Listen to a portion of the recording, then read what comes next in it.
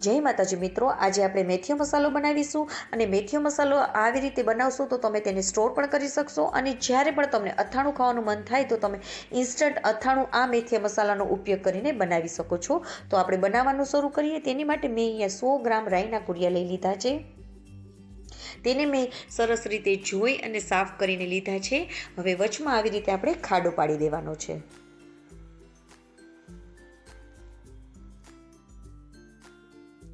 હવે તેમાં આપણે 50 ગ્રામ જેટલા મેથીના કુરિયા નાખીશું।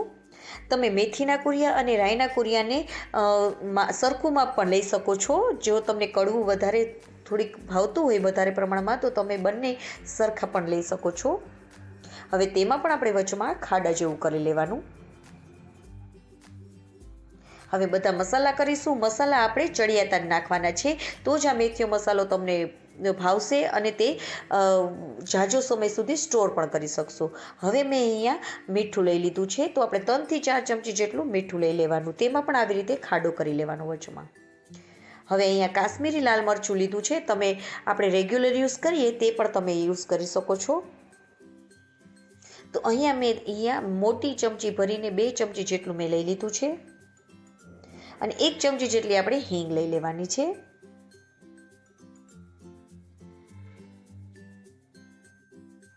હવે આપણે તેલ ગરમ કરી લેશું। મેં અહીંયા 4 થી 5 ચમચા જેટલું એટલે કે 1 વાડકી જેટલું તેલ લઈ લીધું છે। તેને આપણે ફૂલ ગરમ કરવાનું છે। જો તમે તેને ફૂલ ગરમ કરશો તો જ તમારું મેથીઓ મસાલો એકદમ સરસ થશે। આપણે તેલ ફૂલ ગરમ થઈ જાય એટલે હવે તેને આપણે ઠંડુ પડવા દઈશું। ઠંડુ પડી જાય પછી જ આપણે મેથીયા મસાલામાં મેથીના જે આપણે બધું મિક્સ કરીને રાખેલું છે તેમાં ઉપરથી આવી રીતે નાખવાનું। હિંગ હોય ત્યાંથી આપણે પહેલાં ઉપરથી ધાર કરવાની અને જરૂર મુજબ આપણે તેલ તેમાં નાખવાનું છે। હવે પહેલાં આપણે મિક્સ કરી લઈશું અને જો વધારે જરૂર પડશે તો જ આપણે તેલ નાખવાનું।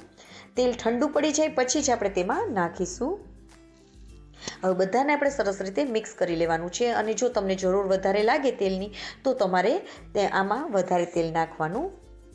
આ મેથીયા મસાલાને તમારે ઝાઝી વાર વધારે સમય સુધી સ્ટોર કરવો હોય તો તેને એરટાઇટ બરણીમાં કાચની બરણીમાં પેક કરીને રાખવાનું ફ્રીજમાં, જેથી કરીને તે બગડશે પણ નહીં અને જ્યારે પણ તમારે ઇન્સ્ટન્ટ અથાણું બનાવવું હોય ત્યારે તમે આ મેથીયા મસાલાનો ઉપયોગ કરીને તમે તેનો ઇન્સ્ટન્ટ અથાણું બનાવી પણ શકો છો।